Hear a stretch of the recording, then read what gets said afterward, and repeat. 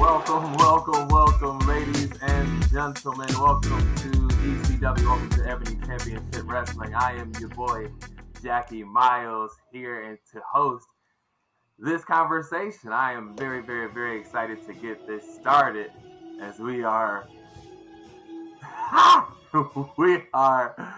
paying homage to the ones. To the tribal chief himself. Oh, I'm not even in character. I'm not even there. I'm representing myself. My bad. I'm representing myself tonight. All that's good, bro. But ladies and gentlemen, we are so excited to get this conversation started. We've been talking about doing this for quite some time now, and we just are very excited to get together and now discuss. But Let me introduce the people here today. Again, I am Jackie Miles, and I'll be hosting us tonight.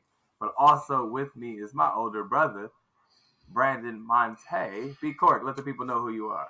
What's going on, everybody? I'm Brandon Monte, also known as Coach Monte, from Dallas, Texas, representing. It's good to chop it up with you, brother. It's been a long time coming. Seeing you, with this vision in mind. The love that's just been reinvigorated over the years in WWE has been phenomenal. And then seeing you, your best friend, Brian, shout out to Brian. I love you, brother. Seeing everything come to fruition, man, it's been a great deal. And, hey, it's always a pleasure to come in and chop it up with you, little bro, always. And, of course, my bro Griff. But it's good to be here, man. ECW, Ebony Championship Wrestling. For sure. Ebony Championship Wrestling, for sure. That's right. And also on the card here today is the one and the only Griff. Griff, let the people know who you are, sir. What's up, everybody? This is Griff. Real name Courtney, but everybody calls me Griff or Griff Nation. I'm excited to be here on tonight. Shout out, and before we do any acknowledgement, let's make sure we acknowledge the creator, the visionary of this podcast, Mr. Ebony Wrestling himself, the one and only Jackie Miles right here in the middle. Appreciate being on here tonight. Honored to be here. Also, it's an honor to be a guest. This is something that's been talked about. That's something we have vision. You have vision. And one thing I love about this group is we're not like any other group. Promo one-on-one, by the way. We're not any other group that's just going to talk or get on social media and talk about, hey, this is what we're going to do. When the idea come up and the green light says go, we're going to go through that light and make it happen. So everything here is not going to be scripted. We're going to have some fun. We're going to break some things down, have a good general conversation. But the main purpose of this is just to have our viewers get a different sight, break these down. A lot of times we have our likes, our loves, our hates, and dislikes.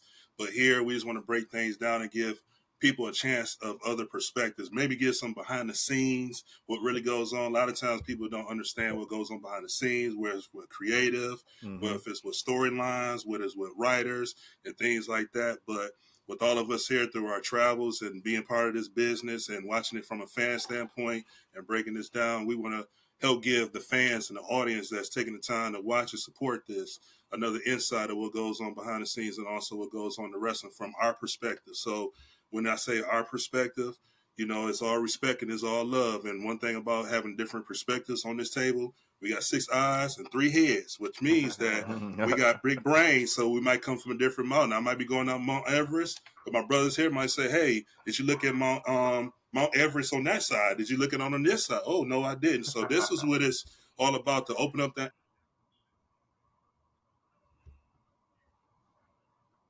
Yeah, absolutely. We talk about organic conversations, just jumping in and giving our perspectives about what we believe is happening in the wrestling world and in the wrestling community. So, of course, we want to give our background as to who we are and let you know as to how we came to be. So I'm gonna throw it over to B Court. Let the people know, how we came to be as in this conversation. Yeah, it's truly a blessing. Obviously, me and my brother and I grew up, watching wrestling. Every time I watch a show, it's in tribute to our late grandfather who actually got us into it. True story. I know me and you we're 5 years apart, but it's just, by him, taking us to the shows I'm gonna say it. Shout out to Saginaw, Michigan, the Saginaw Civic Center. Blue and orange seats. I still smell the popcorn. I still see the rings. I still see them original characters that we grew up watching, man, in the mid 90s all the way up, through the new generation era, all the way up to the Attitude Era. But basically, just, watching it. It was always around us. The funny thing is that our parents didn't buy us one pay-per-view, but granddad always had it on the tube. So we were forever grateful for that. Watching Saturday Night Live, Saturday Main Event, all the different shows coming up, and of course the pay-per-views. But WWF has been a part of it. Obviously, growing up watching Hogan, saying the prayers, eating your vitamins, all the way, to Undertaker, my favorite of all time, who I think is the GOAT. Yeah, but obviously growing up, and to all those house shows, and then obviously evolving into, we just became fans of following it. I remember even the pay-per-views that I couldn't see on pay-per-view. You remember them days where we had the Blockbuster video stores. We would go in and was able to rent them if we missed a pay-per-view. So we never missed it. But it became a part of our childhood, and it's forever ingrained in what we do. And the funny thing is that, obviously, when I got involved in sports, I did fall off. There was a fall off period. Obviously I fell off, I believe, after, 9th or 10th grade. That was when the Attitude Era got hot. And then once I graduated, started playing college football, and then the rest is history, and you fall off. But my brother Griff, who actually we grew up together in the same area, Saginaw area. We grew up together, reconnected, real story. We reconnected after high school when I moved back to Michigan from Florida. And we started working together, and he got me back in the grind of watching WWE. I told him one night, let's go ahead and let's go to this Raw in Detroit. Why not? It's been a while, but when I walked back in the arena, all that nostalgia just hit me again. I fell back in love instantly that night. So I believe it was February, March of 2011. And, the rest was history. And then I had the opportunity to travel with this man. My first WrestleMania in Atlanta, WrestleMania 27.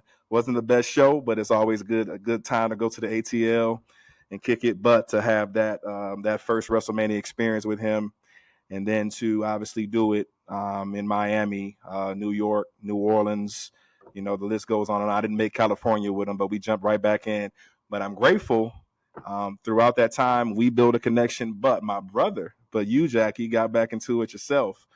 And I think that's, when you had the chance to experience your first WrestleMania at 32, coming down here, obviously, to my hometown, Dallas, and where I reside now, but having the opportunity to see that crowd, that record-breaking crowd in AT&T, and then for you to see your love, your passion, get reinvigorated again, was a blessing to see, because I think we bonded and connected. Our bond became stronger too, and then obviously seeing how the way. Me and Griff has been all around the country, traveling, watching shows, and being the WrestleManias. I think I can count on my hand. I think I'm at now about 10 Manias now. But for you and Brian to jump in that, it became a lot more than just wrestling shows. It became an annual brotherhood. It became bigger than wrestling. It's a chance for us to bond, and more importantly, meet other people through wrestling, other communities. Social networks, what have you, but it was a beautiful thing to see you and your best friend. I didn't even know Brian was a fan until you brought him back around. But it all came full circle. Us four, it's a great time having you here in my house for 38 for that weekend, tailgating, making memories, man, that last lifetimes. And I think it just becomes more than about wrestling. It's about showing the love. For each other, doing things, but spending that time, because we don't live together. I know you're in New York, Griff is still in Saginaw, but it's a chance, and obviously Brian in Detroit, but it's a chance for us to, we look forward to that time. I have a family now, I'm married with the 1-year-old now, but and I look forward to, I just look forward to the brothers, and then obviously every Mania is, my wife will say otherwise, but that's another story, but it's a chance for us to get together and continue to make these memories, man, and continue to build our brotherhood through WWE, and that's what it's been doing for us, and I'm grateful for it. And it's our escape, it's definitely our escape. We have lives, we have jobs, but it's that 3-hour show, that's a chance for us to, if we're not watching anything basketball or football related, this This is one of our biggest hobbies, and I'm grateful to have y'all, man, and much love. Absolutely, bro. You said it. You said it a couple of times, bro. This is about making memories, and that's what this whole thing has turned into. We laugh about this fictional thing that we chase around the country, but right, fictional or not, it's brought us closer together as brothers, all four of us. You know, we shout out Brian Dixon, my boy B Dix. Podcast is not his thing, so he said he's gonna sit this one out, and we totally respect that. But we always gonna shout my boy out, so always want to him. But anyway, man, SummerSlam has just passed us, and we are now on the road to Payback. That's what's coming up in a couple days? Payback, baby, Payback next week. Payback is coming next week, next Saturday, September 2nd. Looking forward to that's next that tag, but You know what's crazy about these next upcoming PLEs coming up? Fortunately, situations with us, but these next 3 PLEs is Pittsburgh, which ain't far, Indianapolis, which will be Fastlane, not far, and Survivor Series in Chicago. They literally like distance and drive. That's it's been a long time since you had like consecutive PLEs literally in a 5-6 hour driving range. From Detroit to Pittsburgh. You might have to knock that one out. Right. I'm focused. Do it. Well, I'm focusing on, since I already got 3 of the big 4. I'm looking and doing Survivor Series in Chicago, so it's not set in stone yet. But more likely, I'm looking forward to that. It's Thanksgiving weekend, and right now I'm just kind of locked in on this wedding. And once that wedding done, then I'm gonna turn that attention to Survivor Series, and then again, we got Mania just went on sale too, so I'm gonna wait on that. I had people hit me up like crazy, like first time Mania people. Nice, and it's great. Nice. That's good. It's really a blessing because, they're looking. I like helping, like how Brandon said earlier. It's to the point now when you find yourself as a veteran doing this stuff. So it's like you get more of your excitement helping other people, giving them free game, and watching the kids enjoy what you once enjoyed when you was going to your first, second events and things too. So there's a lot of people reaching out. They was freaking out. Tickets are super expensive. I said, listen, just be patient. Take your time. I said, just split them up in increments. Work on your room. Find a budget. They're like, I don't want to spend no more. I said, listen, when it comes to WrestleMania, you're looking at $15 to $2,000 in Philly too. So prepare to spend that. Yeah, but you gotta take out a second mortgage for this, bro. You got to. But the price. But they also need to know the price will go down closer to the event.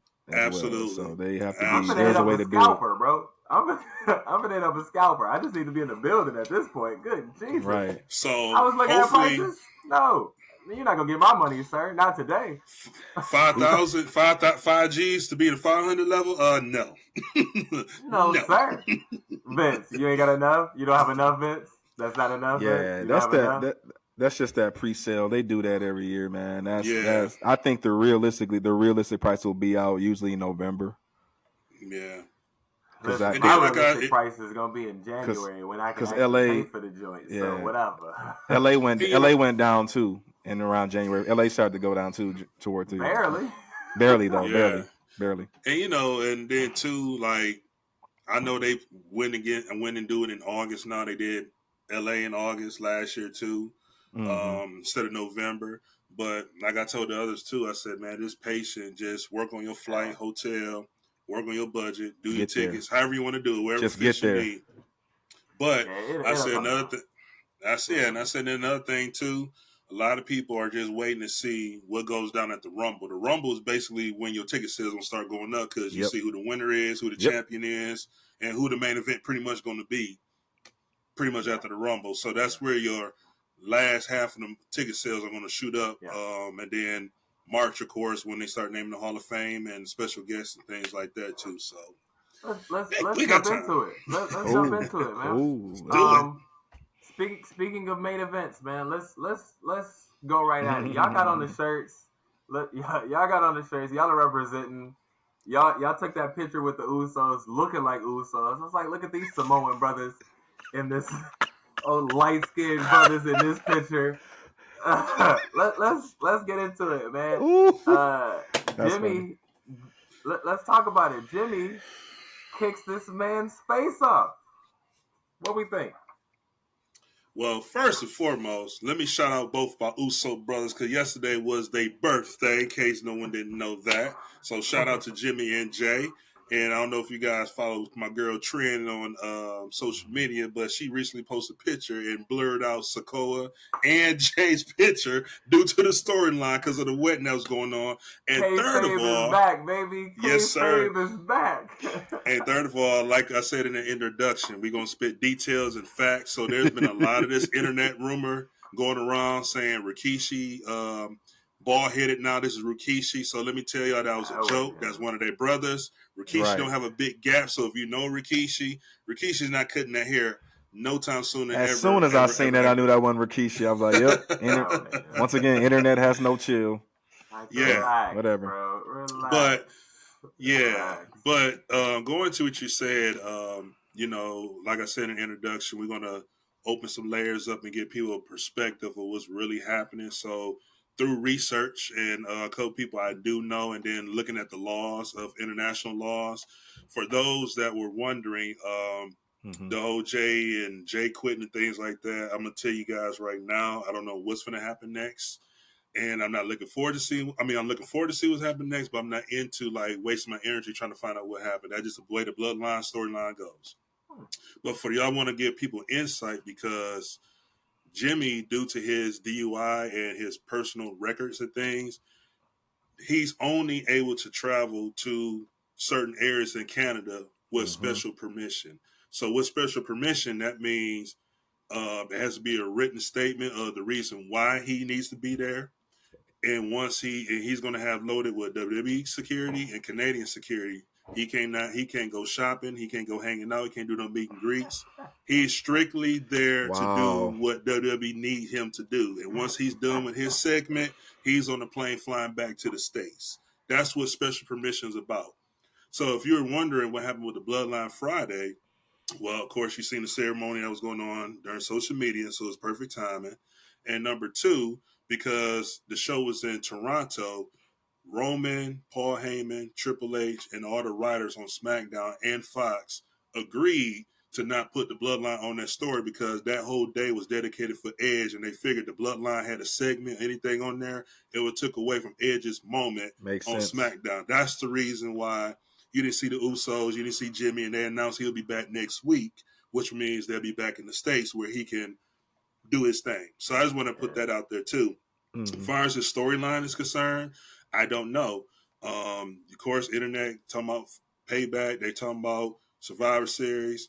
I think this is going to be just like last year, how Edge and Finn Balor and the Judgment Day built their storyline and drug it out to WrestleMania. It looked like we're going to see the brothers go at it at WrestleMania, but till then, you're just going to see a lot of promos. You might see surprise come up. We don't know. Royal Rumble surprise. You're done guessing. That's what you're telling me. You're done guessing to see what's next. You're tired of it. Oh, I've been done. I say it all the time. Like we could talk about what we think gonna happen, but at the same time, it's like we don't know. Like this part of the storyline. It's almost like that movie or that episode on Peacock or you watching on a streaming channel. It's like you want to see that next episode, but you can't see it till next week. You know what I'm saying? Or you can't see it till next month. So Brandon, this is you talked about that the last time we talked like this, Brandon.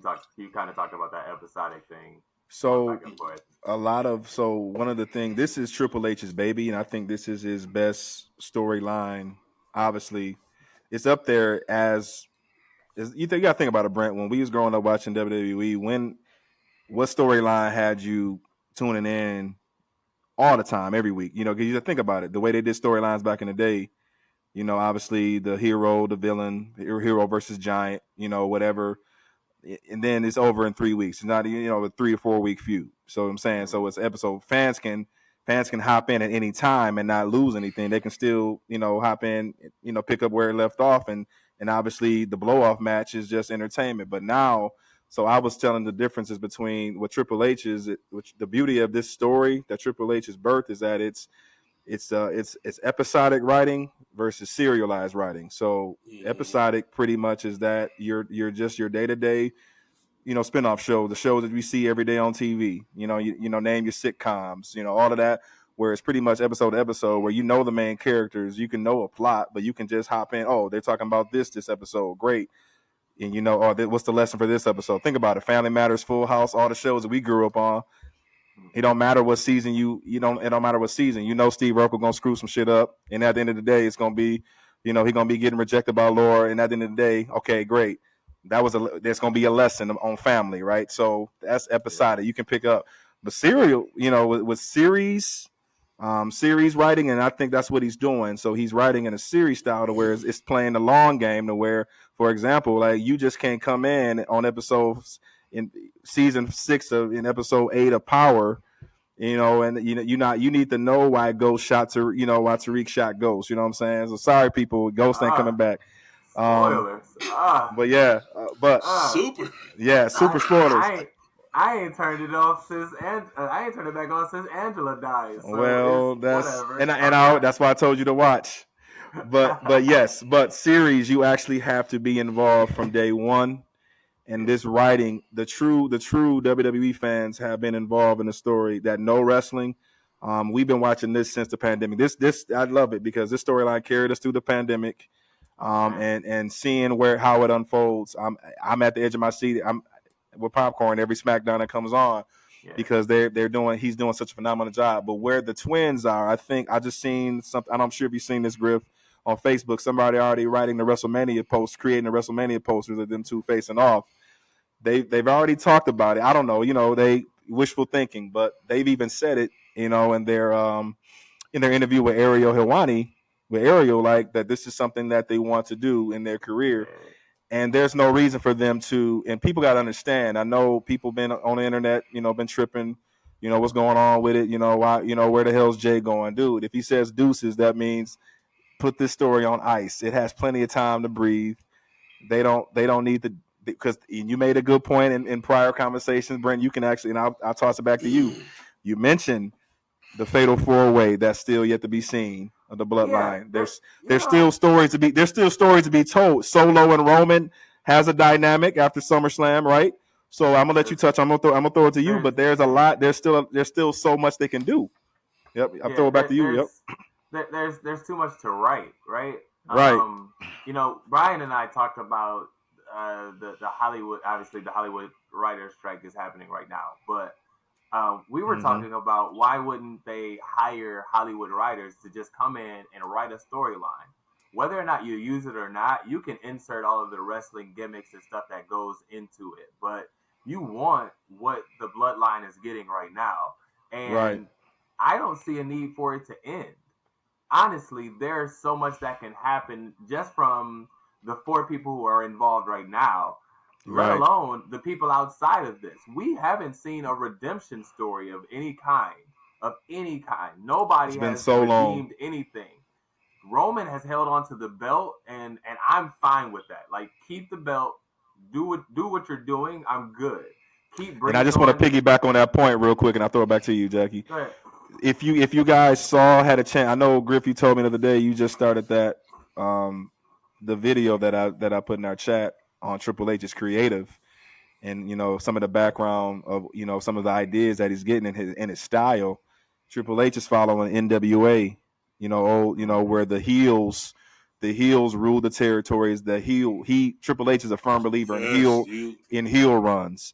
And that was the biggest thing that I got out of that video, is that there's no redemption stories. The face doesn't really have much. There's no redemption stories. The heel basically wins the day. It's kind of what I was saying our last conversation. It's the polar opposite of the Kool-Aid that Vince had us drink when we were growing up in the 80s and 90s.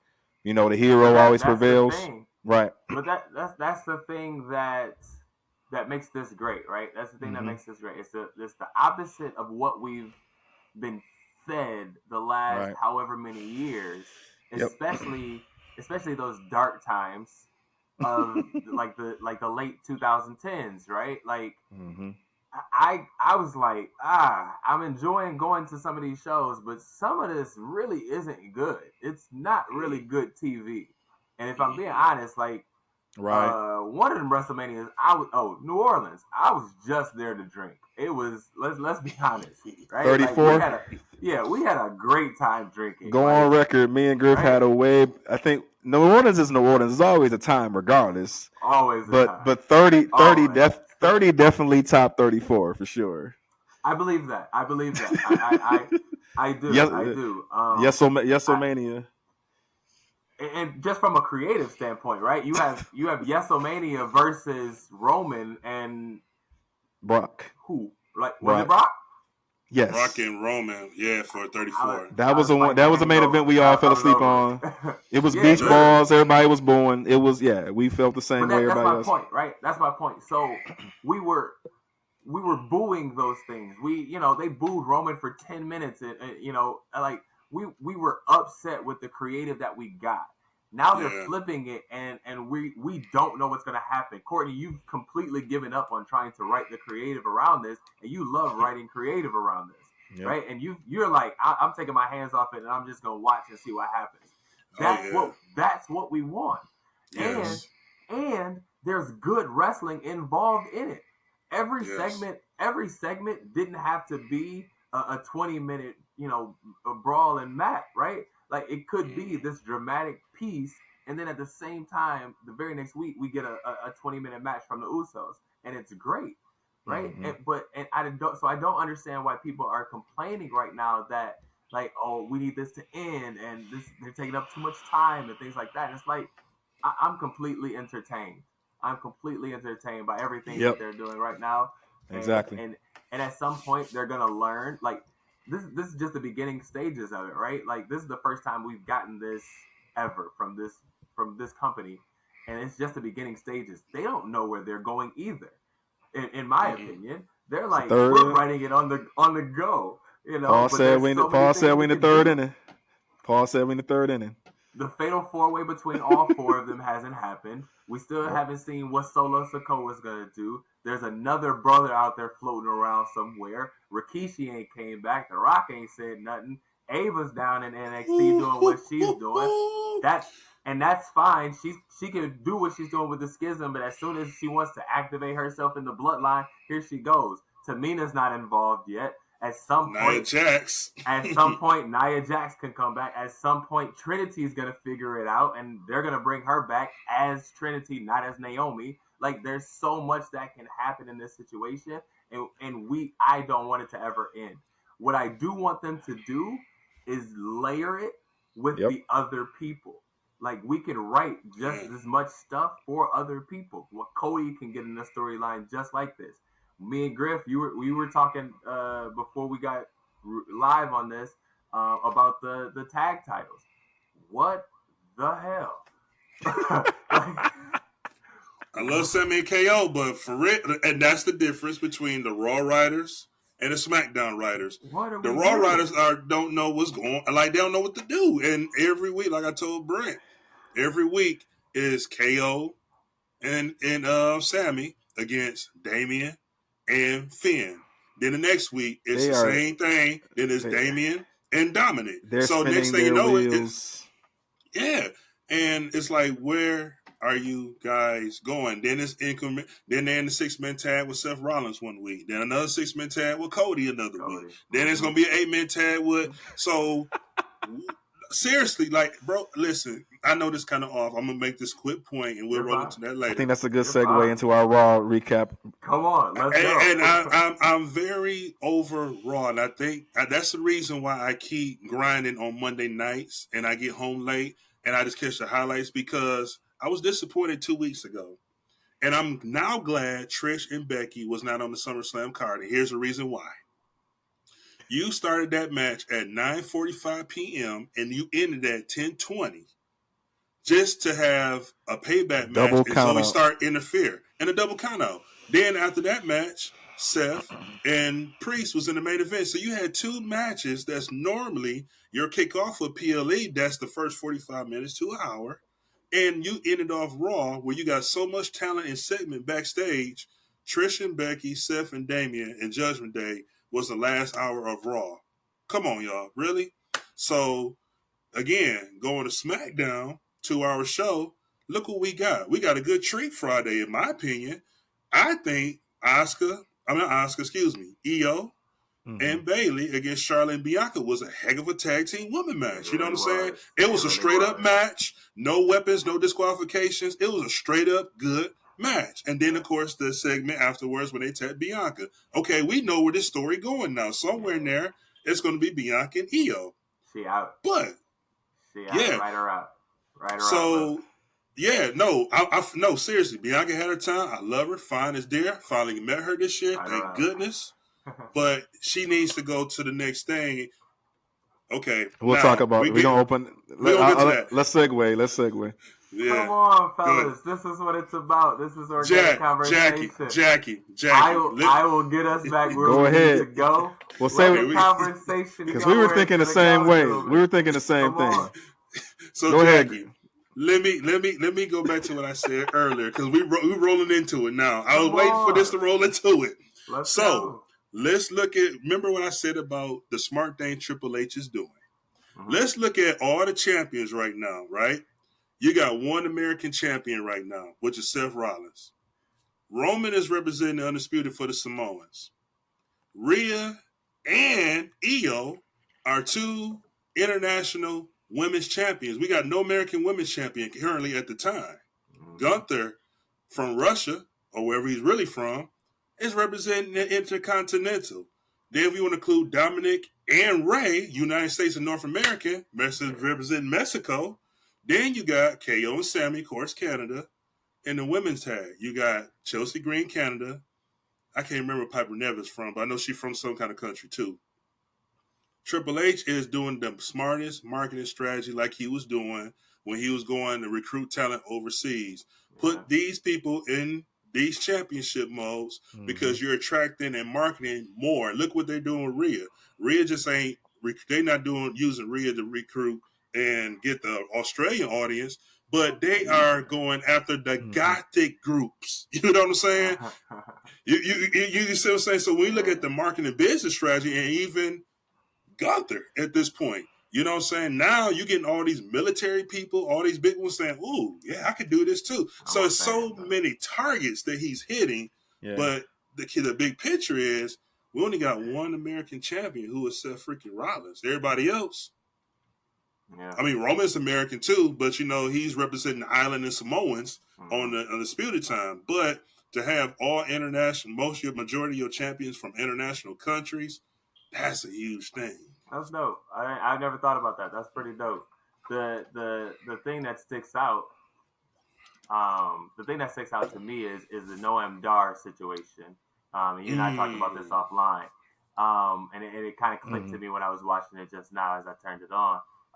But Noam Dar, they have the 8-man situation coming to get the World Cup from him. Sorry, I'm mixing my words up. But that reminded me that they were thinking about that they were going to bring back NXT UK, but just in a rebranded situation. So it looks like that's where we're headed.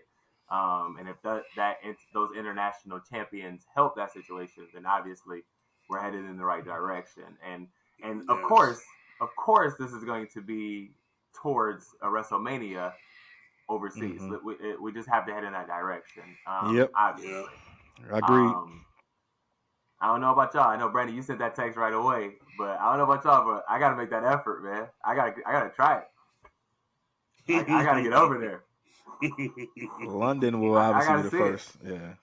It has to be, right? Like, it has to be. And not to bring up, AEW, because I don't know how we feel about AEW, but I might watch the Wembley Stadium situation. I'm going to see if it pops off. I'm not a fan for my own reasons of AEW, but I'm gonna watch that just to see how that does. But I bring that up to say the gate looks like it's doing pretty well, and it looks like it's doing better than what WWE had done over there during SummerSlam. Was it?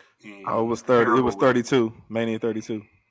Mania 32? No. The SummerSlam 90. Yeah, 92. SummerSlam 92 in Wembley. Yeah. Okay. Gotcha. I'm terrible with history. I had that confused with the gate, with the initial ticket prices, the ticket sales. I should say. So they were, they're saying that they set a higher gate than WWE when they were there for SummerSlam. So I'm intrigued to see how they do, but we'll see. We'll see. Great for them. Gentlemen, we jumped into it. We kind of jumped in and out of it, but we brought up Gunther, and I'm intrigued to talk about Gunther because he is coming up on Honky Tonk's record. 1,000. How many days was that again? 1,000. I don't know the What was dates. the count? Ooh, that's a bad host. Well, whatever it is, I don't know the dates, but he's very close. I will say that he's within the 20s now, and I'm intrigued to hear your thoughts on getting this close to the record, one, and then what we think they're going to do with it. I believe this is a reward to Gunther because seeing that he's a company guy. He has the look. He did what I think he came in Vince's favor when he did the work to lose the weight. When he showed that I'm here to, to make a mark and to actually be a top guy in this company. And I want to do that. I want to put in the work, and he's done that. And I think this is their. This is a shot at Keith Lee. It's definitely not a shot at, but you gotta think about it. Like, you gotta do the work. Damn it, like you gotta. If they telling you to lose some pounds, damn it, you better lose some pounds. Like they telling you that for a reason. And I think he bought it. He bought in. He put in the work, and he's been putting on every match that he put on is quality. I mean, I associate Gunther now with bangers, and that's him and Shane. He can wrestle. Yeah, he can wrestle with a broomstick, but the power, his chops. I talked about that last week. His chops, just the way he commands the ring. There's a reason why they call him the Ring General. I think this is a well-deserved run. I'm enjoying every minute of it. It's good that he's the crazy part about it is now he's giving Chad Gable a rub, and I know you guys will come into that, and now he's bringing more guys in his run. Like it's great to see. I love his work all around. I don't know who would be in line to take it from him, but I think that yes, not only he should break it, but he should go ahead and shatter it and keep it going a little longer to make it make it unbreakable. That's my view. That's my view. Definitely agree there. Courtney, what you think? I agree with Coach on this one, but I have a little intake here. So while that was going, I got your back, Jackie. So currently, Honky Tonk Man is at 454 days, and Gunther is currently at 400. Just looked at it, 440.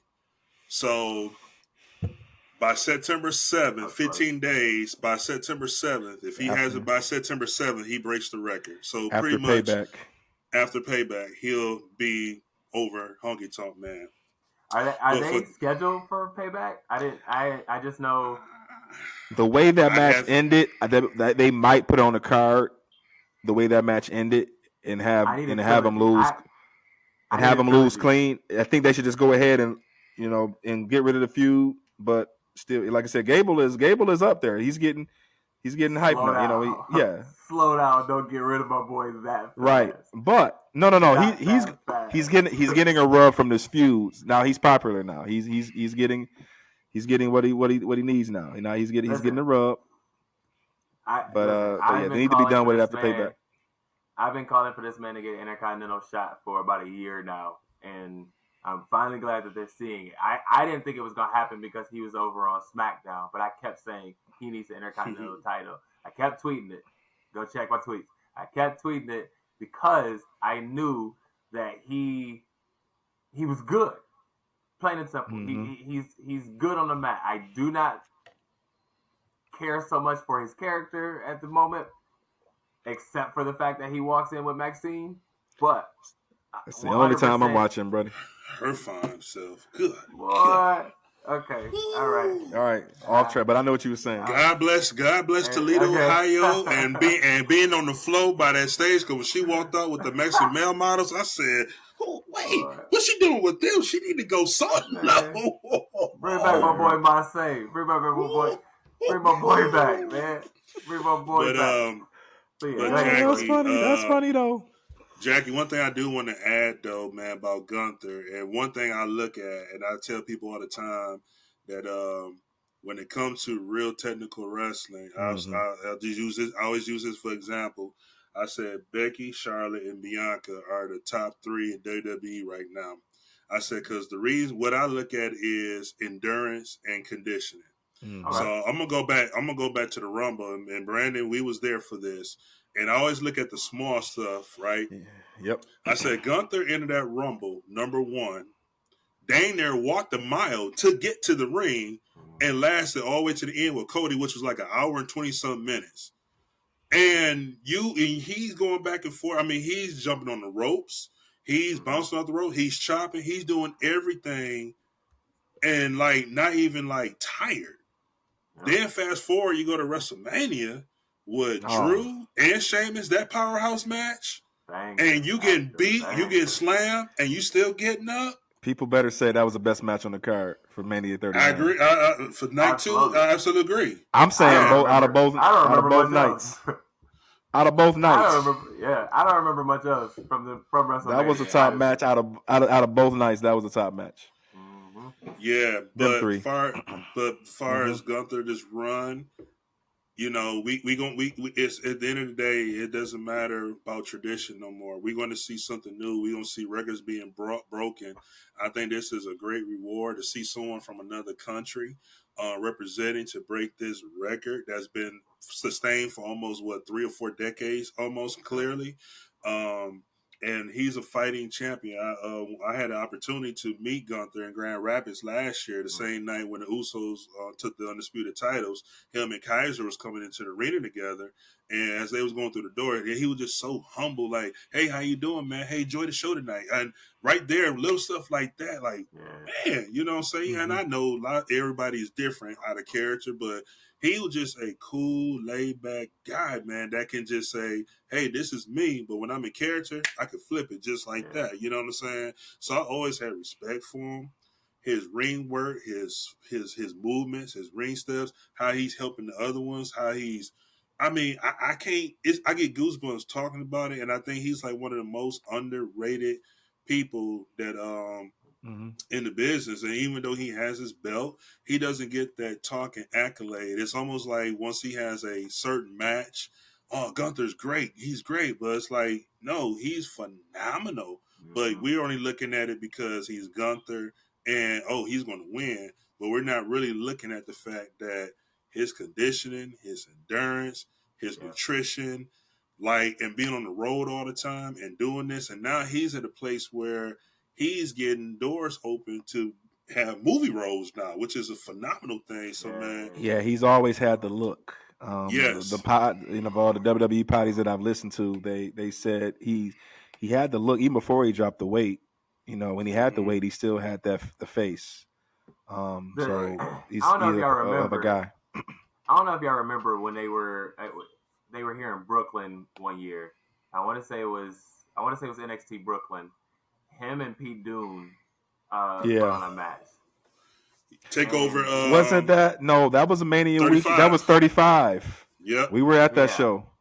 Yeah, we were at that show. Yeah, and I don't remember much of the card. I don't remember much of what was happening. I don't remember much of the Mania, but I do remember that match. I will say that, and I can't say that about very many matches, but that one for sure stuck out to me from that night, and it was because of Gunther and just his in-ring ability and just the things that he could do, and the power that he possesses, as you guys talked about. But as a fan of Chad Gable, I want to see my man get his shot.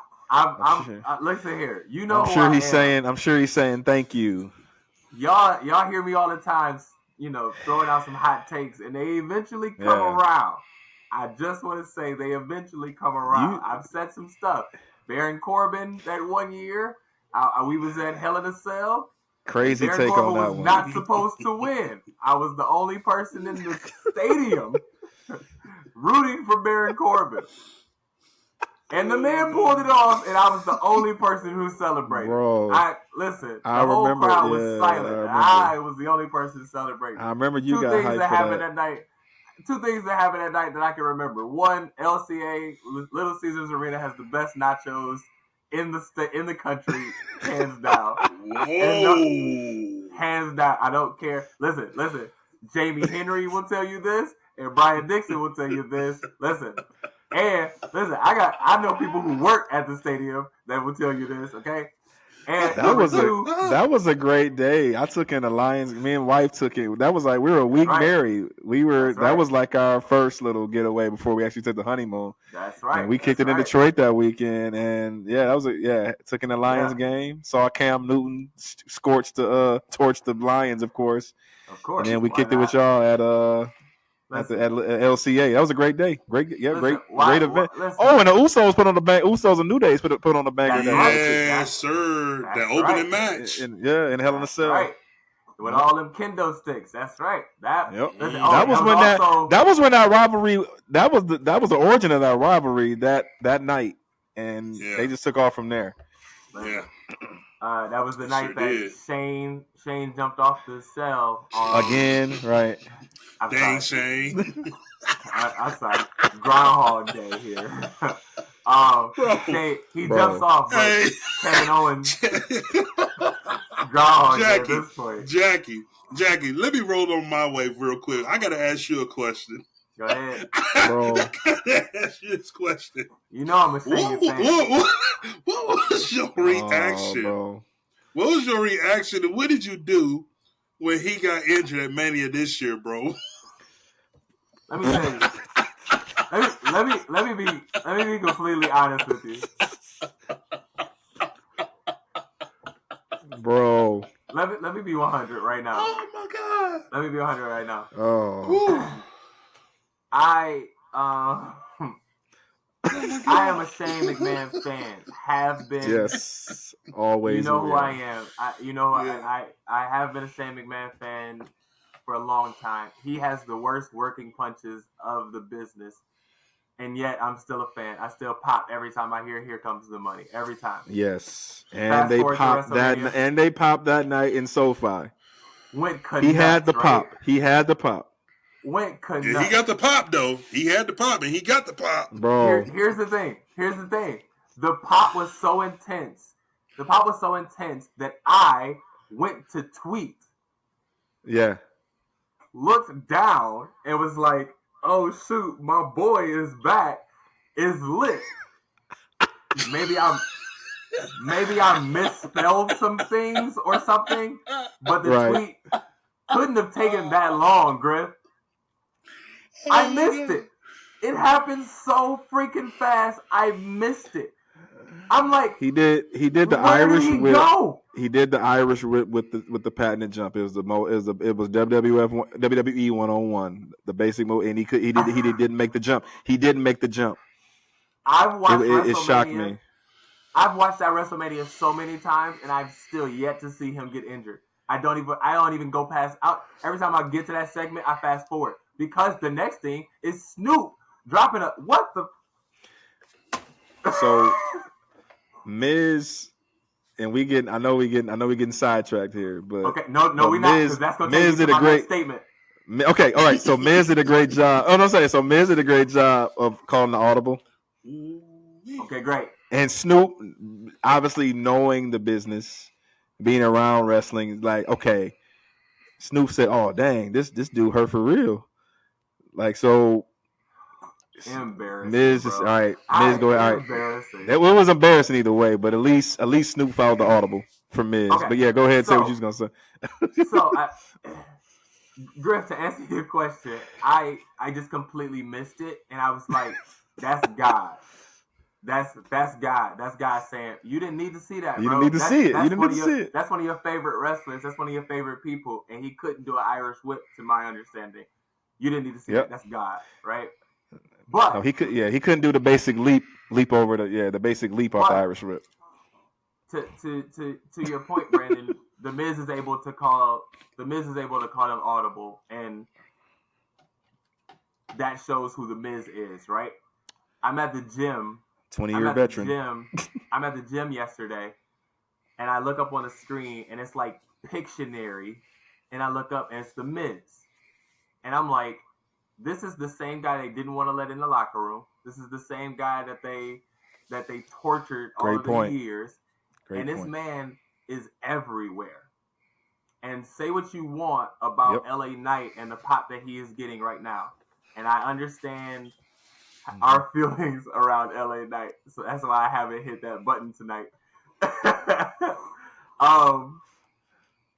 I understand them giving LA Knight to the Miz first.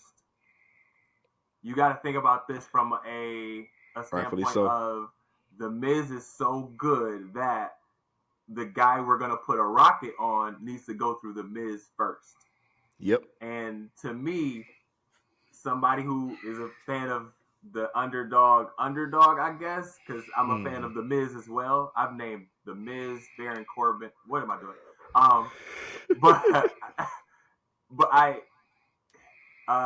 The Miz is good in the sense that LA Knight has to go through the Miz first. And I don't know how you guys feel about LA Knight, but I believe that if you're going to put a rocket on him, you got to send him through the guy that's now the locker room leader in my mind. Great. I need, again, I said this before last time we were on. I have nothing against LA Knight. He's still someone that I want to take time to see for myself versus going off the crowd hype and LA Knight. Yep. LA, it's just like the yes movement again. You know what I'm saying? It's like as soon as you do one thing, everybody just on the bandwagon. But when I really look at LA Knight, in my honest opinion, do I think he's ready for the top in WWE? This might shock some people, but constructive criticism, but no. And I'm going to tell you why. Alluding to your point, you got to throw him in the fish with The Miz till he can circumference The Miz and get The Miz approval, move on to the next thing because it's all steps now. We know you can do things in the ring. We know you got to pop because everybody likes LA Knight.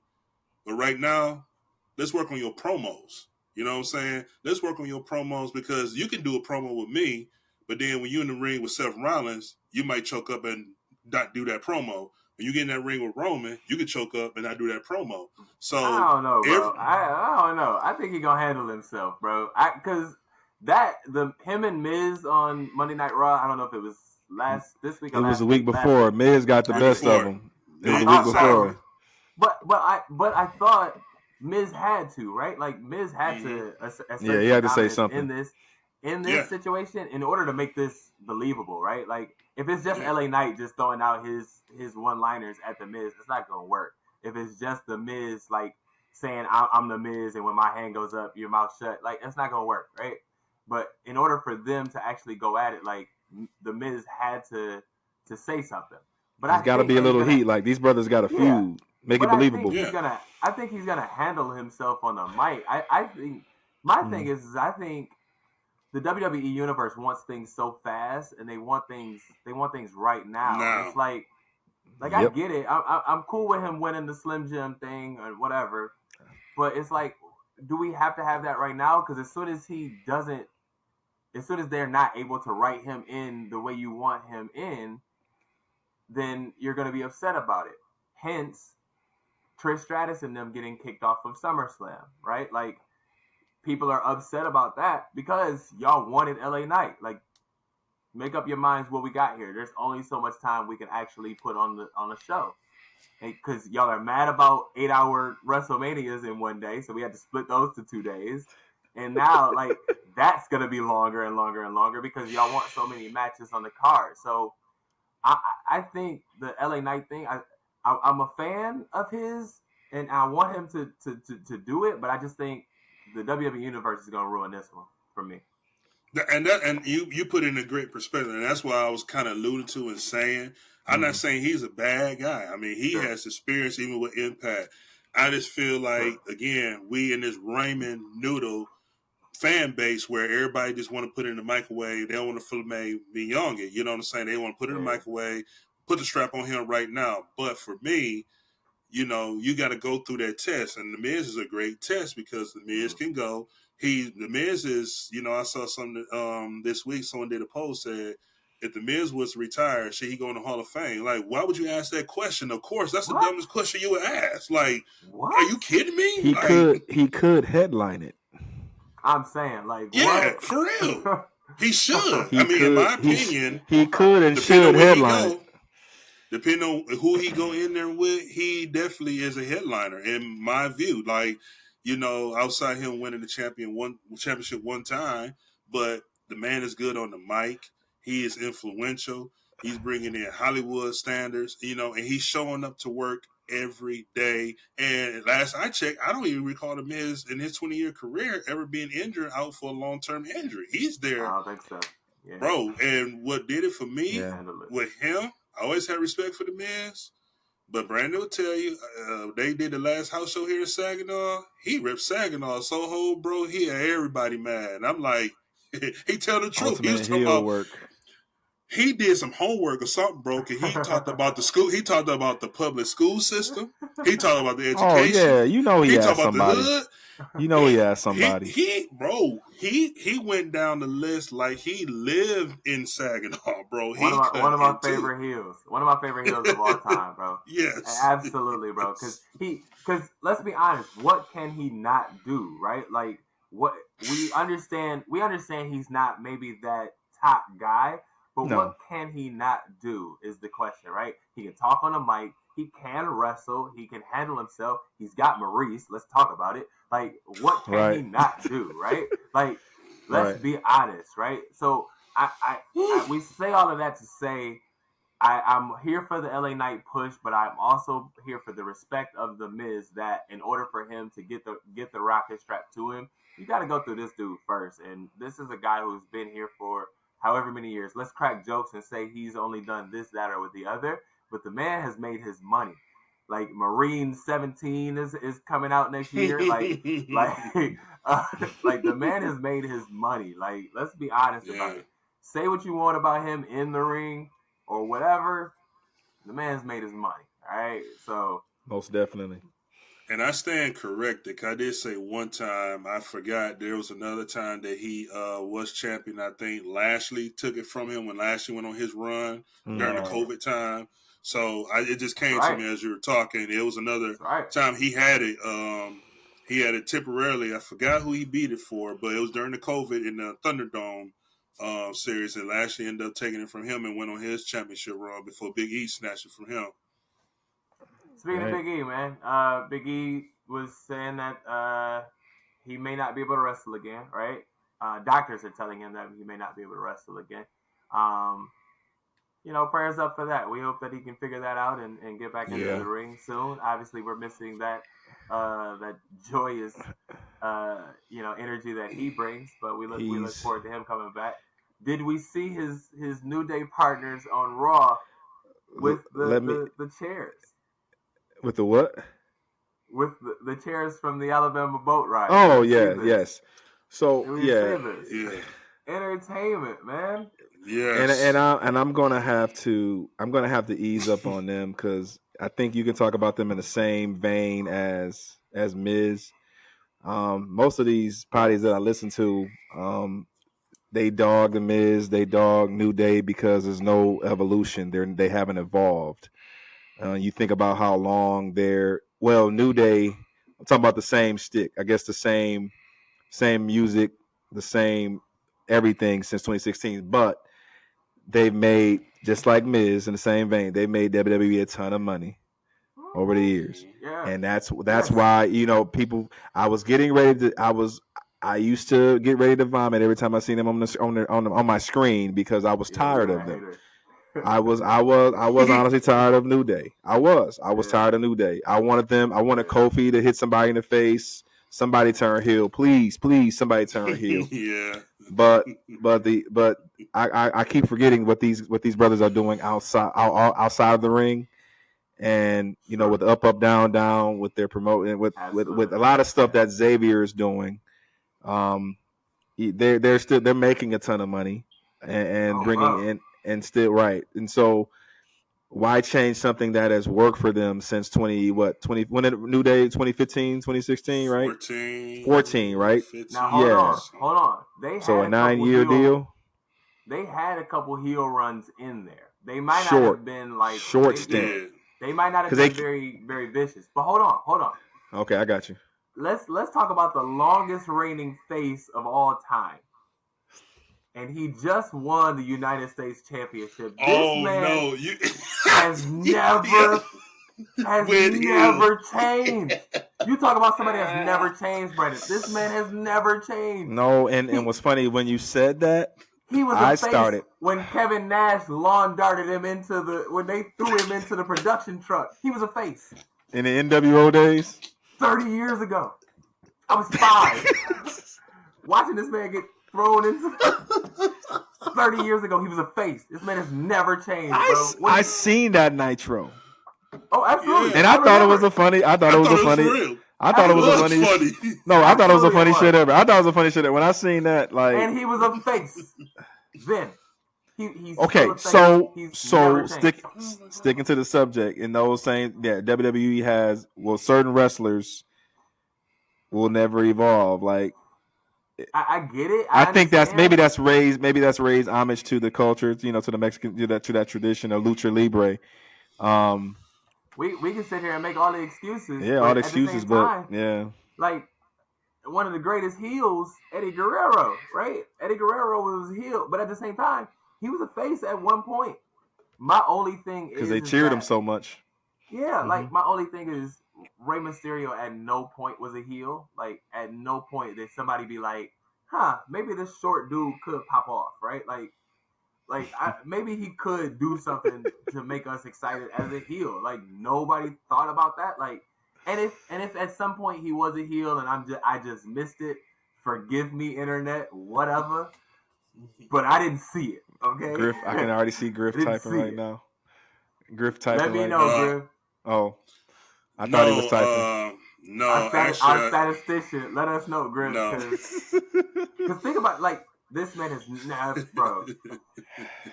Yeah, so he takes the cake for, I'm laughing because going back to San Antonio, bro. When Brandon told me how much you can't stand Rey Mysterio because he never went heel, I died. And to hear you say this, bro, I'm just rolling. It's real heat, bro. It's real heat over here, bro. Like, legitimately, I text Jamie and Brian all the time, bro. Like, get this man off my screen until he comes back and cusses somebody out. Get this man off. But think about this, bro. Think about this. Dominic is killing it as a heel. Dominic is putting in the work as a heel, bro. And I know we said this offline and we laughed about it and we all agreed immediately. This man is good. Let's name it. He is putting in the work and he is good.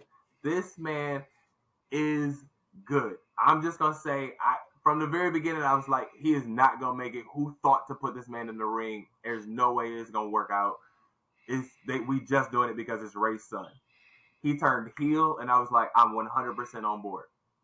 Just like that. He had to. He had no other choice.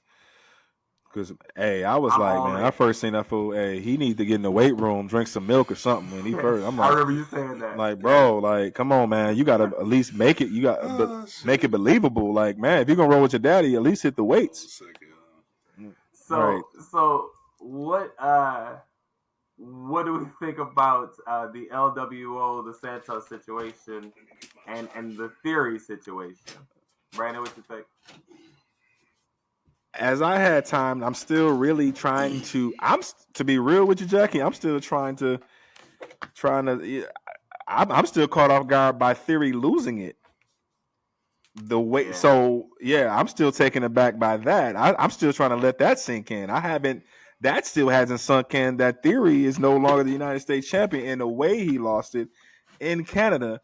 And I had text Griff this offline. I think maybe there's some heat. I even talked about it, some boys at work.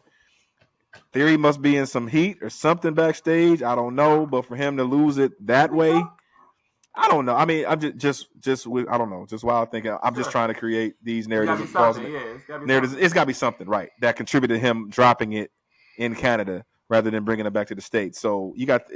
I always look into where you drop it at and why and how the situation. There's a lot of time. Whenever somebody drop a belt, okay, what's the circumstances surrounding it? I kind of analyze it that way.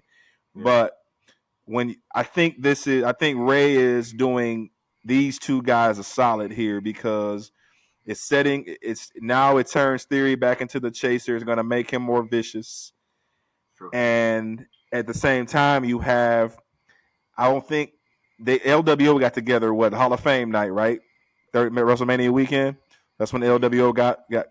That's when it started. I think it's too early to break up that faction. So I don't think you will see any type of beef or heat between him and Santos. Soon they can tease it, but it could they can tease it, and the match doesn't need to happen right away because I'm quite sure Theory will get his rematches. I'm quite sure there's other people that's going to get in line, but I think that's a great wild card because Santos, you can maybe turn that into a triple threat down the line.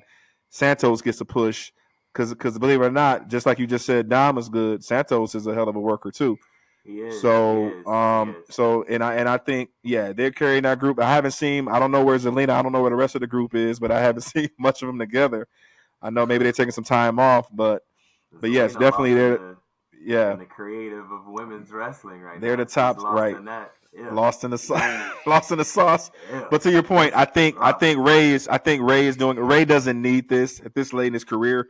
I was quite disappointed to see Rey win that way. But okay, whatever. I was thinking, okay, well, maybe you get it to drop it back to the Santos or drop it back to Theory eventually. But I think Rey is just, he's going to do business and probably. I think they might spice up a Santos feud, a feud with him and Santos down the road, maybe around Survivor Series end of the year. That's my gut. And then obviously Theory taking it back. And Theory still wins in the end because believe it or not, fellas, you guys know this. The next John Cena, 2.0. I think they, whatever, I think they still might find a way to push him for. I mean, they're still going to try to find a way to push him for the bigger belts, like the world title, world heavyweight. I can see that too. I like him. He's a good wrestler. I think he would. I think he's gonna be good. I don't know if he's gonna be John Cena good, but I think that's just that's what they say. I got you. Mm-hmm. Griff, what you think? Well, for me with Theory, it really comes down to two things. I think he got a lot of his push and accolades because he was Vince's boy. Yep. Forgot about that one. And number two, Roman pretty much shut that down last year in the Garden when he said, "Daddy's not here anymore." And I think that became that really is shifted to this new Theory. It went from Austin Theory to Theory, I guess, and that's when he went on that run and won the AC title because he was feuding with Lashley and Seth Rollins at the time when he won that Survivor Series last year. But I think when Cena came back, that segment was real. With everything Cena said, that was not a script. He was real. And I think a lot of that, especially with Cena and Vince being really best friends in real life, and Cena giving his thoughts and how he and things. I think sometimes when you have those higher veterans like the Stone Colds, the Triple H's, Mark Calloway, Undertakers, and even John Cena's that are really close with Vince, I think they have a lot of power and say, and those decisions can determine. That's just me generally thinking and saying.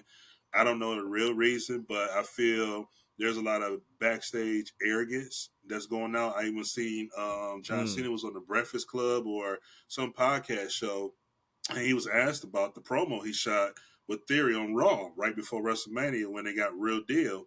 And Cena said, no, that was real from the heart. That was not scripted.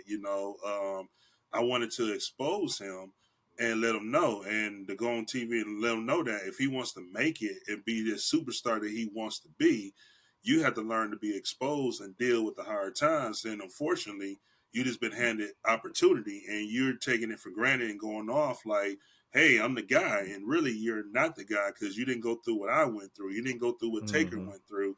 You pretty much just came up from NXT, luckily Vince liked you, or went in this character mode, and you went to the top like that.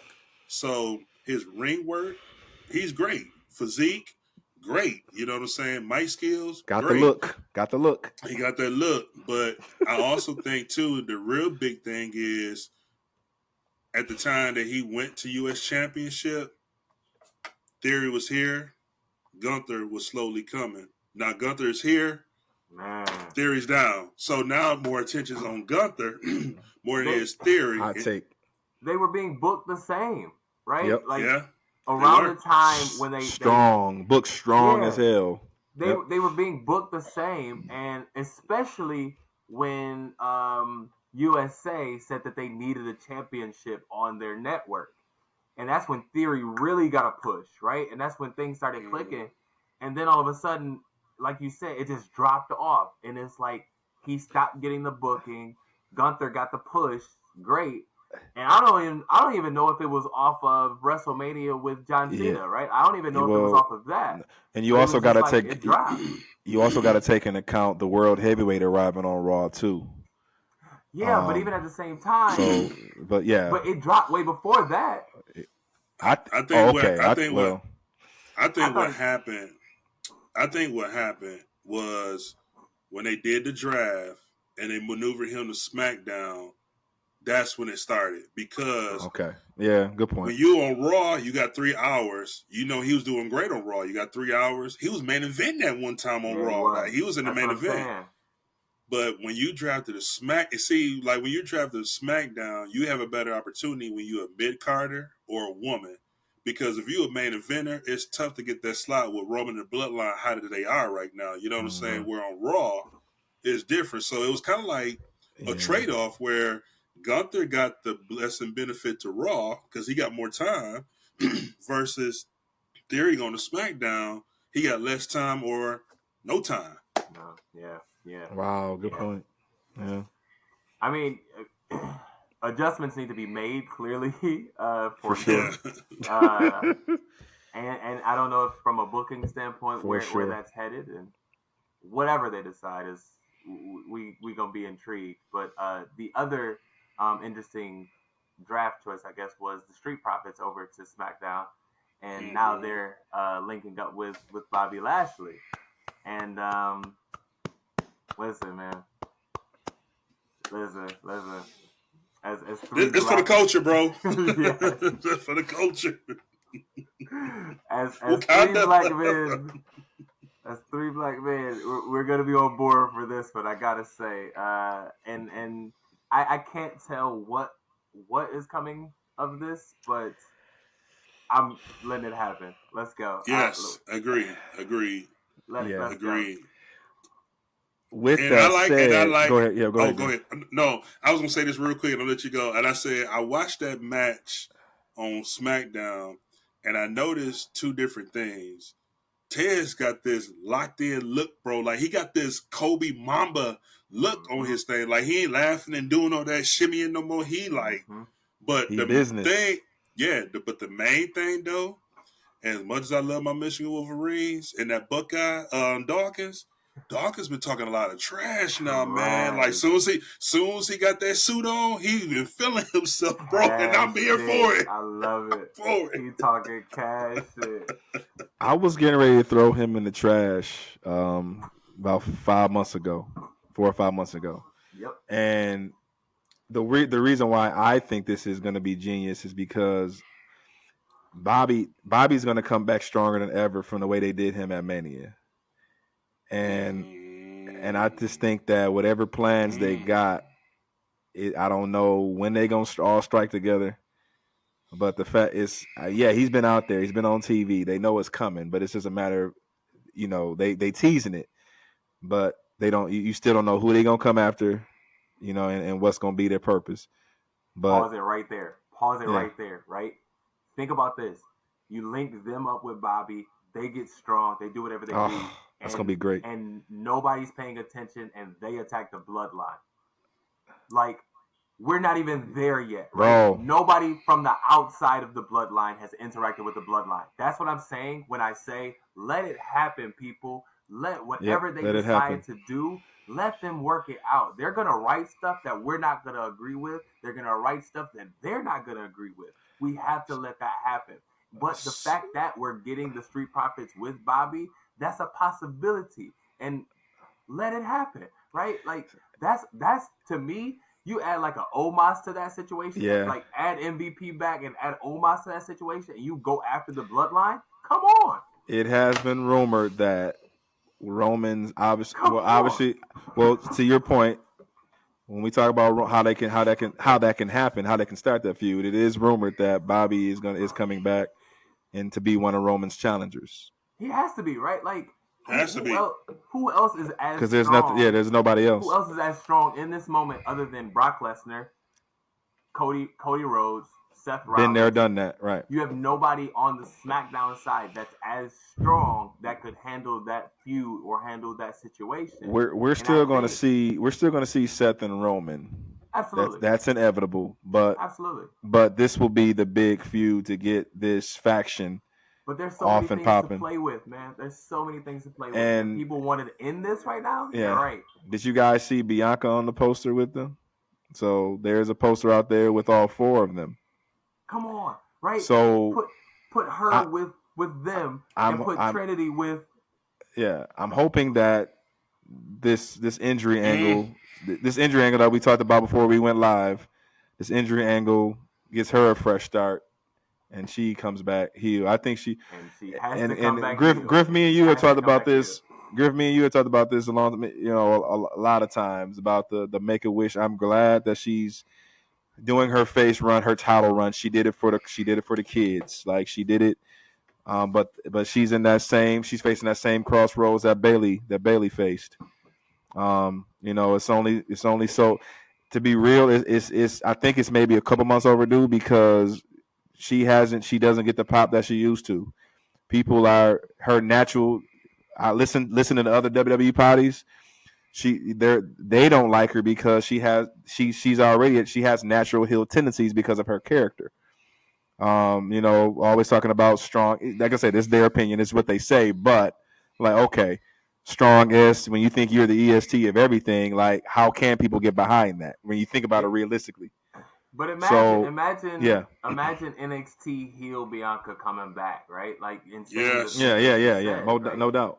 I think that's what they need to do. Back and being the mouthpiece for them, right? Like, because let's be honest, that group may need a mouthpiece. That group may need a mouthpiece, but she could be it, right? Like, her and Tez could do all the talking.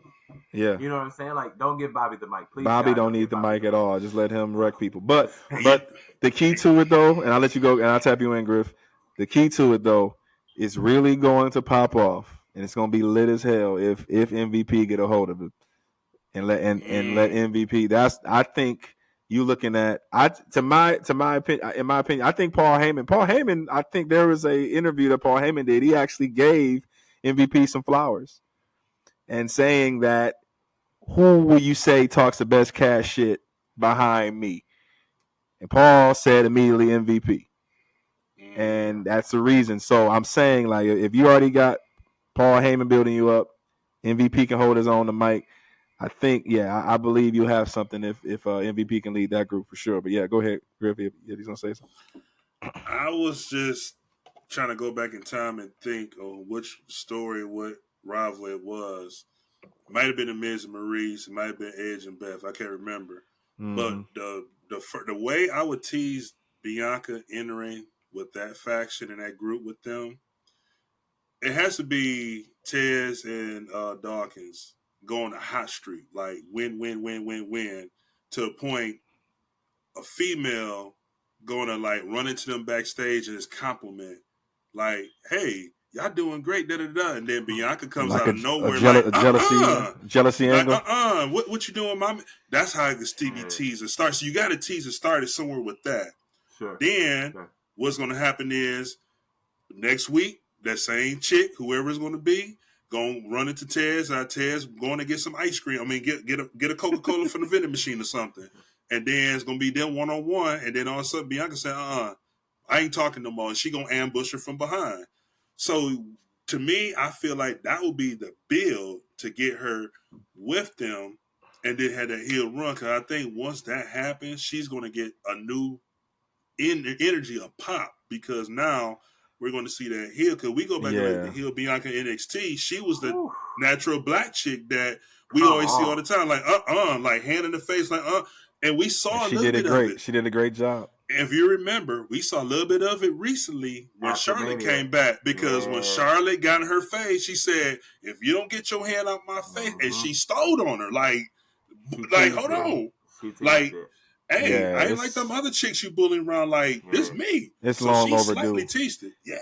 I originally, and to your point, Jackie, what you said, them going after the bloodline. I was thinking Judgment Day, but they're on separate shows, so it has to be. But to that point, there's no. I don't believe the line of the shows anymore. I don't believe that the draft. Yeah, they blurred those lines. I don't believe that.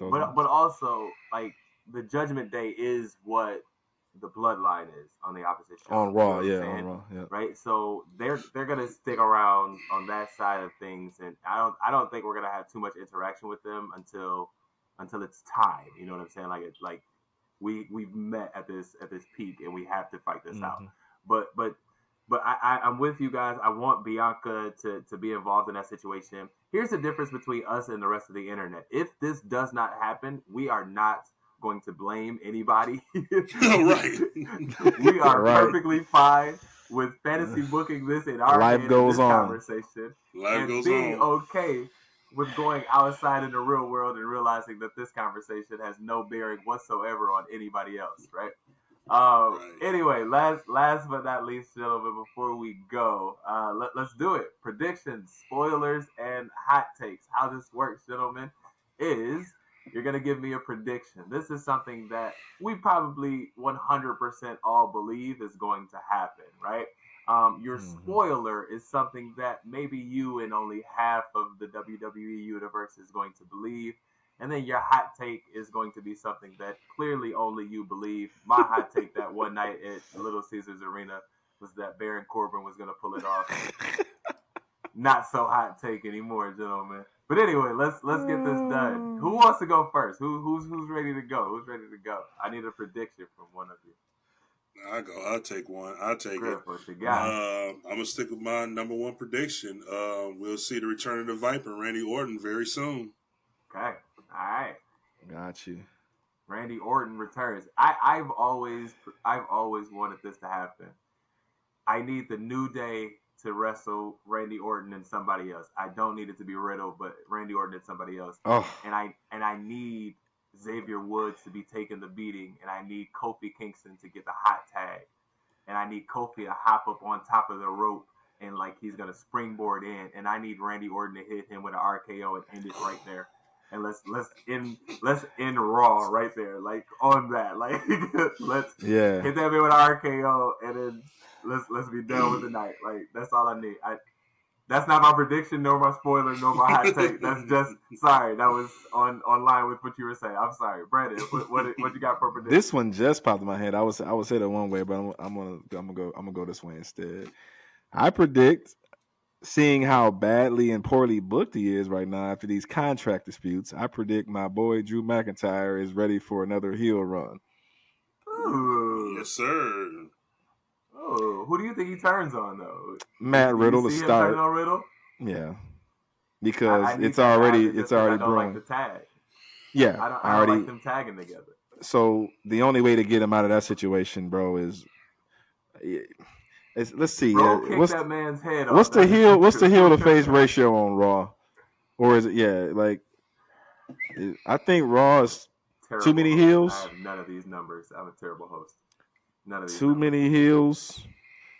But if there's a healthy ratio, we don't have to get into the number. But I'm saying if there's a healthy ratio of heel and faces, I see Drew McIntyre going back because think about it. Like after he lost, as a face.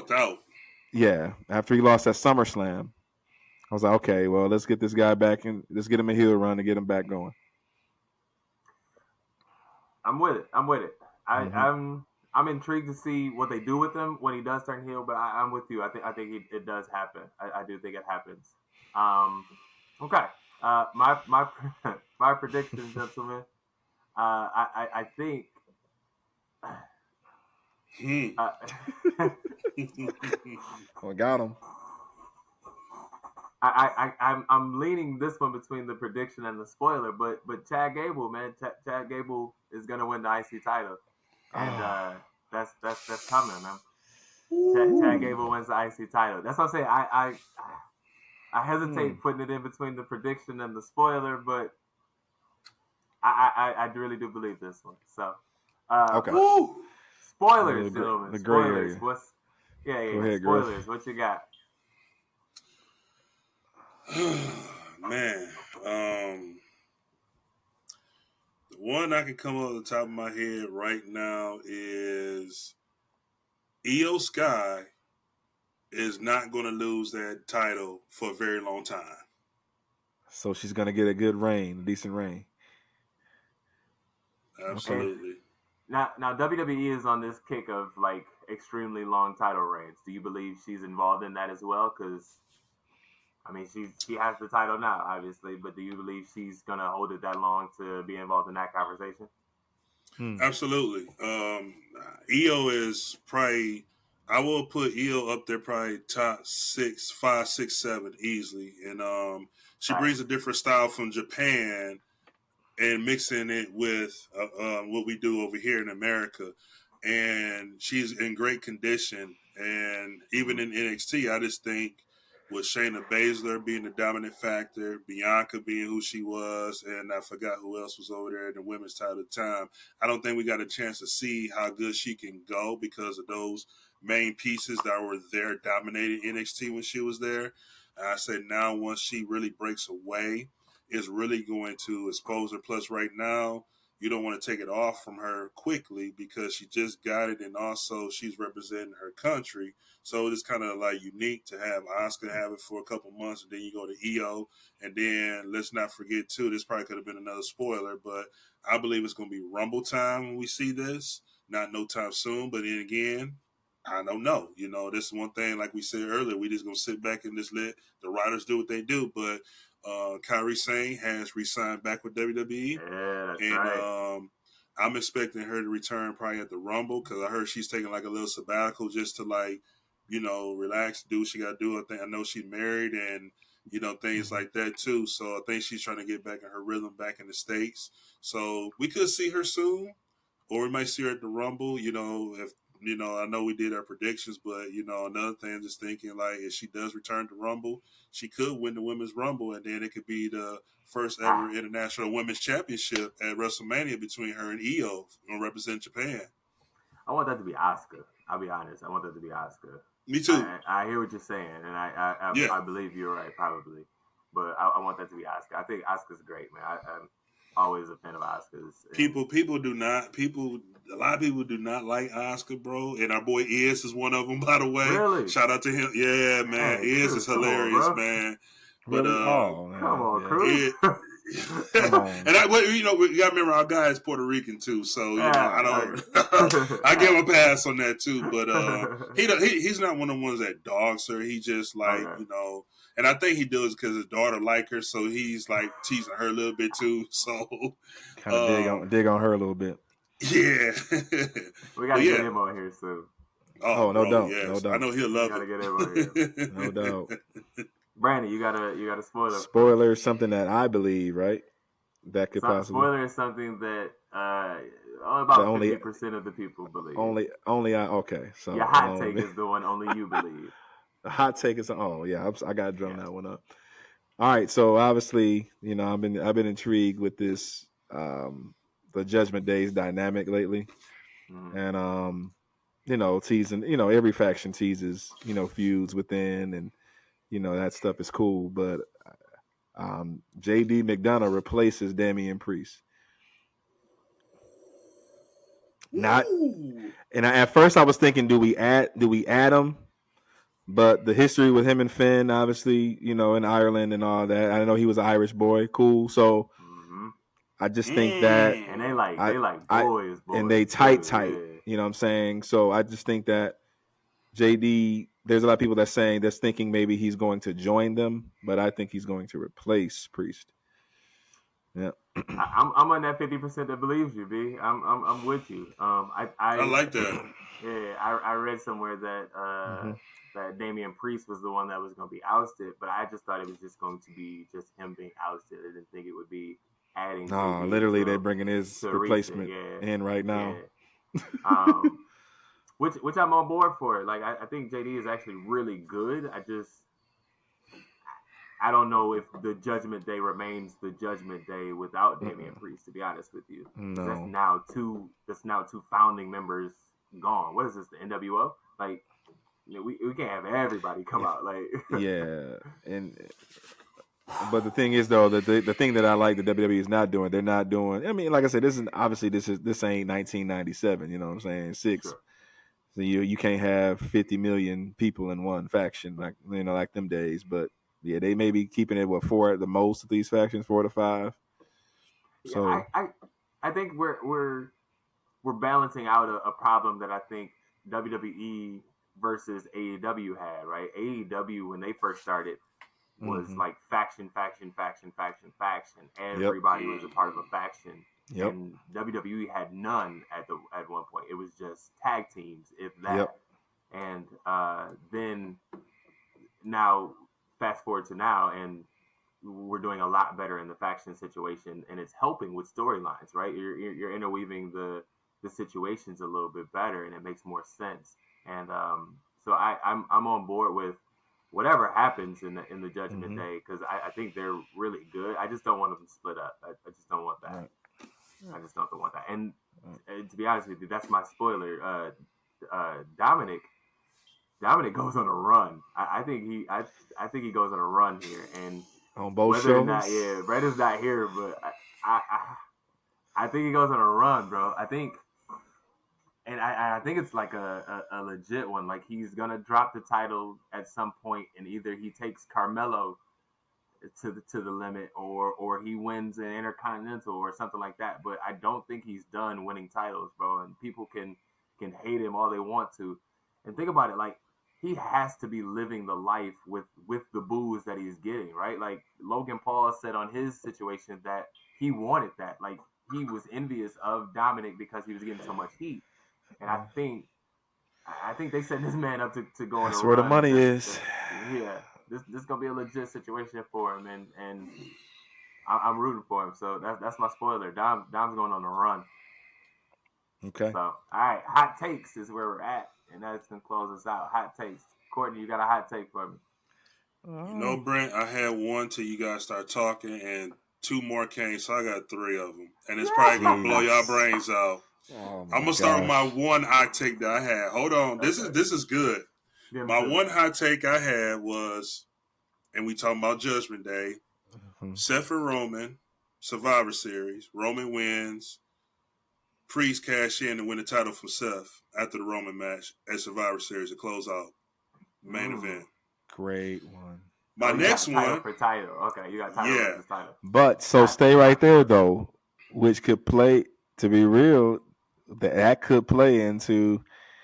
He's probably going to do a Dolo then. If he's going to be kicked at the Judgment Day, give him a title. So, yeah, that makes sense. And it made me think of that when you were speaking on that with JD Madonna. That's what came to mind.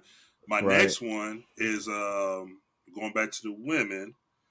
Someone we ain't talked about, someone we may have forgot about because she's been out for a minute. And the reason why she's been out for injury is because of what's the girl name? Just drew a fart, brain fart. I'm sorry, the girl with Trish, Zoe Stark. Yeah. And I'm talking about Nikita Lyons. She's not going to return to NXT. I think she's going to return on Raw, and she's going to probably help Becky. Even though they're in the cage, she's going to pretty much come back to Raw, get her revenge back on Zoe, and move right up to the main roster. And that's going to be a big surprise. You are the only one that believes that, Courtney. Definitely the only one.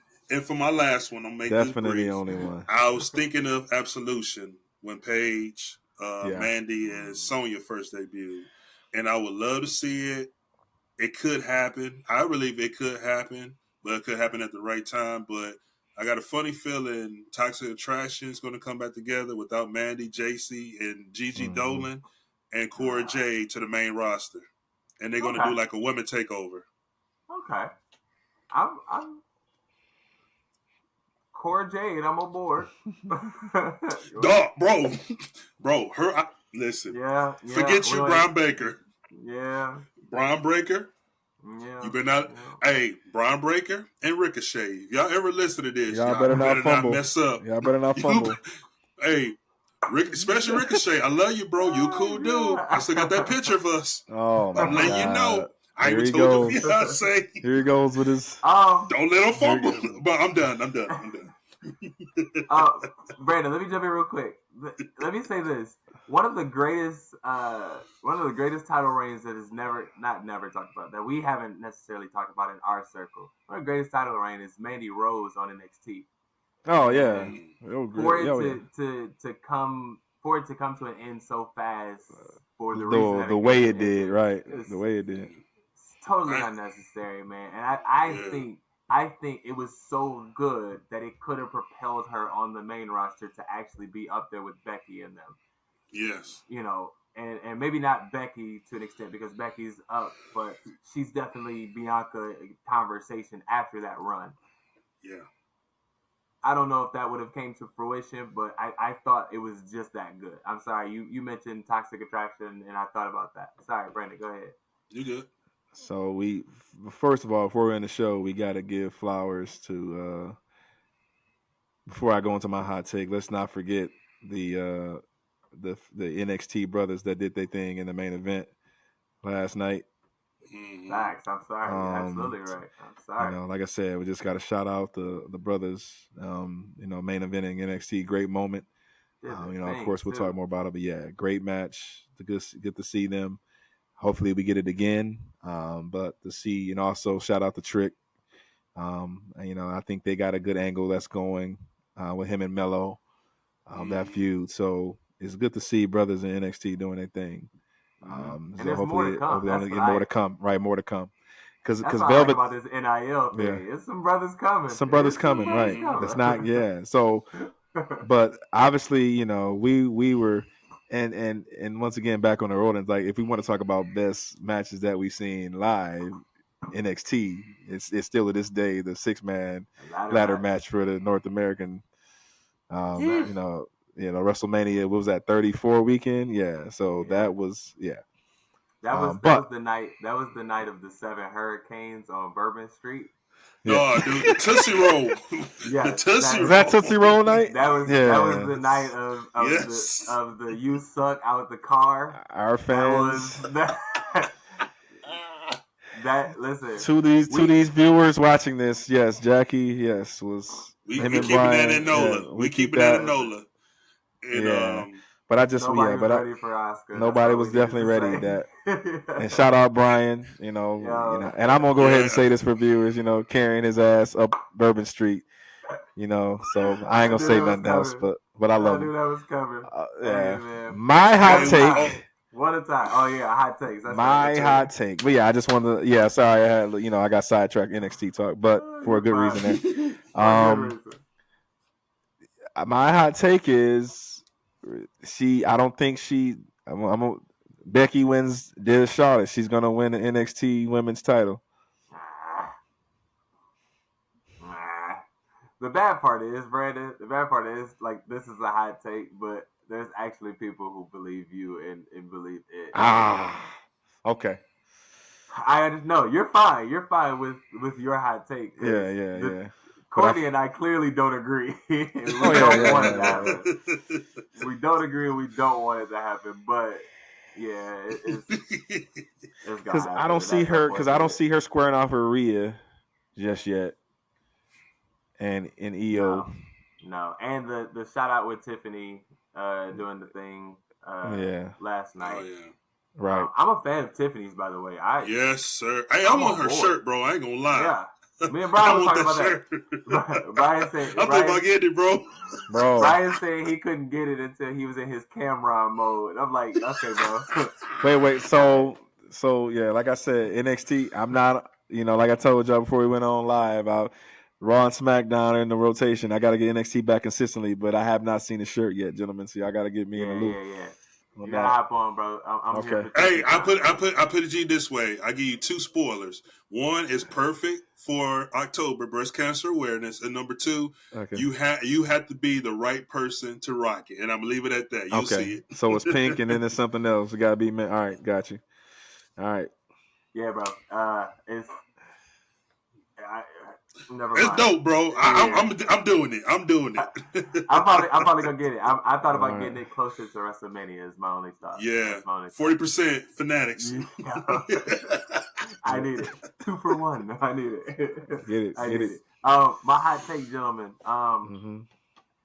I said this last time we had this conversation that didn't make it on air, but I'm gonna keep it right where it's at, bro. I'm going with burning the ships, and my boy is gonna come back. And he's going to be the one that pins Roman Reigns. I am the only one in the world that believes this, and I'm okay with that. That's cool. Baron Corbin went down to NXT to get his life together. He's going to make his way back up. He's going to win the United States Championship. He's going to win the Intercontinental Championship. And then he's going to pin Roman Reigns on the 5,000th day of his reign. And he's going to be the one that takes the title from him. I'm saying it right here, right now, gentlemen. Hot take. I don't care if y'all don't believe it. I have another one that didn't make it to air last week either. Come on back home, Trinity. Come home, Trinity. But I think people believe that though. I think so, bro. The storyline is putting itself in that direction, right? It's too much. Like you can't have her not involved, right? First of all, we have to mend those fences. You saw Sasha Banks tweeted about her and Bayley's Brooklyn takeover Brooklyn match. And she was saying, like, let's do this again sometime, right? Like, so Sasha, those fences. Sasha's probably eventually going to come back too, one day. Yeah. You have to, right? Like, obviously she has to go out and so listen. If Vince went to Cody's house to get Cody back, eventually he's gonna come get her, right? Like, or not. He might not go to the house, but eventually he's gonna get her back, right? Right. Triple H is gonna get her back. That's Triple H's girl, right? So yep. I think it's gonna happen. So cool. Hey, Jackie, can I add one more thing too, real quick? It's gonna be a little. So, Coach alluded to earlier his first WrestleMania in Atlanta. What was more intrigued about that weekend? We all know, like, anytime there's a WrestleMania weekend, we always trying to find an NBA game. And I think we did the Magic game where Russell Westbrook hit that game. Tying overtime, they were down 20. One of his many triple doubles, right? I forgot all about that. Yeah. Triple double that night too, right? Russ was good. Sure was. He was down. Was good. They was down 20, and he brought him back. Put him on his back. 3. Like Russ could play basketball. That's crazy.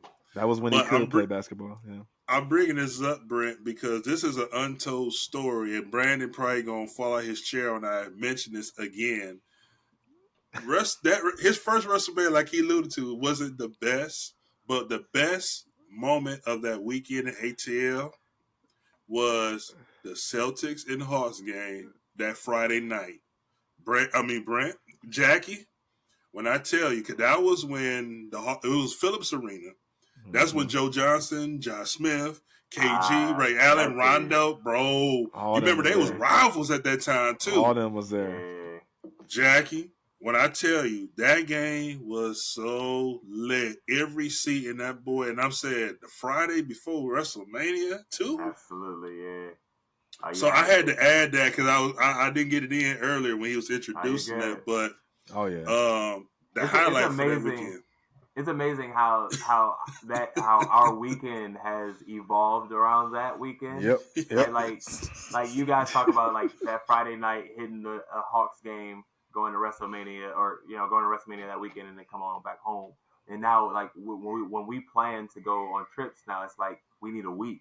We need we need 5-6 days together, to truly enjoy all the things that this has brought us. And you mentioned it at the beginning, Brandon, that this has brought on a brotherhood that's that's all about memories now. And Brian's literally texting me right now, and it's 1 o'clock in the morning, but it's brought on that brotherhood, and it's kept this conversation has kept us closer. And I've been gratefully appreciative of this group and these moments, because y'all brought me back from some dark times, man, just in these conversations. So I say all that to say, fellas, this is number one of however many this is going to be. But I'm looking forward to having this conversation, boys, and we will continue this on. Anything you guys want to say as we head on out?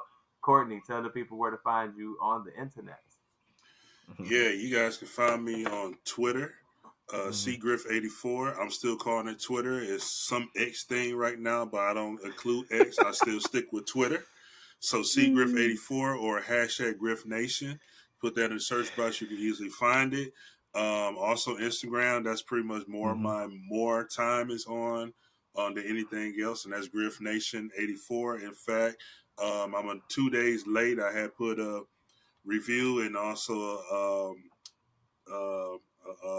coming soon notice because everybody's been reaching out because of busy times and right after SummerSlam I haven't got a chance to really go through a lot of the photos and stuff. I just been going through and trying to send everybody either the individuals or any pictures we took to each other, but I'm expecting to post some of this stuff probably tomorrow or this weekend on Instagram so everybody kind of get a look and share it with your people and things like that. So look forward to that.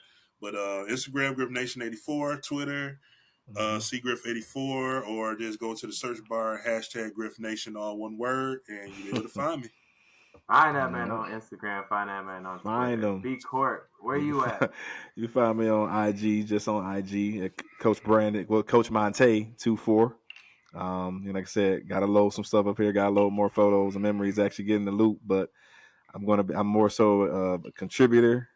But I gotta get being a family man. Yeah, when you got time to take pictures, but obviously with this show, I'll get some stuff on there, man. I look forward to chatting it up with y'all. We're gonna get this man social on social media. Get this man social on social media. Social media. And of course, I am Jackie Miles. You can find me on Instagram and Twitter or X or whatever it may be at Jackie Miles 42. You can also catch my Universe mode over on YouTube. Make sure you check that out. Ebony Championship Wrestling over there as well. Gentlemen, one down, so many more to go. Looking forward to the conversation. We'll catch y'all next time. All right. Peace, everybody.